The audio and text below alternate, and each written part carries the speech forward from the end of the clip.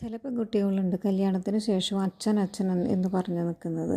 നിങ്ങളൊരു കാര്യം മനസ്സിലാക്കുക, നിങ്ങളുടെ അച്ഛൻ തന്നെയാണ്, പക്ഷേ കല്യാണത്തിന് ശേഷം നിങ്ങൾക്ക് നിങ്ങളുടെ ഭർത്താവാണ് കൂടുതൽ ഇമ്പോർട്ടൻ്റ് ആയിട്ട് വരുന്നത്. ഇമ്പോർട്ടൻസ് അവിടെയാണ്.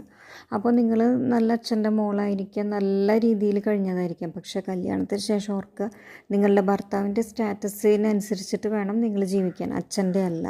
കാരണം നിങ്ങൾ അച്ഛൻ്റെ വീട്ടിൽ നിന്ന് പോകുന്നു, ഇനിയിപ്പോൾ ഭർത്താവിൻ്റെ കൂടെ അവരുടെ ആ ഒരു വീട്ടിലാണ് നിങ്ങൾ താമസിക്കാൻ പോകുന്നത്.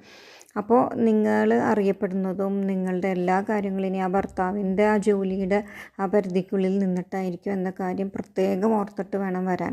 അല്ലാണ്ട് എൻ്റെ അച്ഛൻ്റെ സ്വത്ത് മുഴുവൻ ഇങ്ങോട്ട് കൊണ്ടുവന്ന് ഞാൻ അതുപോലെ തന്നെ ജീവിക്കും, അതൊരിക്കലും പ്രതീക്ഷിക്കരുത് കേട്ടോ. കാരണം നിങ്ങളുടെ ഭർത്താവിൻ്റെ ആ ഒരു ചിലവ് വരവ് അതിനനുസരിച്ചിട്ട് മാത്രമേ നിങ്ങൾക്ക് മുന്നോട്ട് പോകാൻ പറ്റുള്ളൂ. നിങ്ങൾ തീർച്ചയായിട്ടും അതിനുള്ളിൽ തന്നെ ഒതുങ്ങേണ്ടി വരും എന്നായാലും.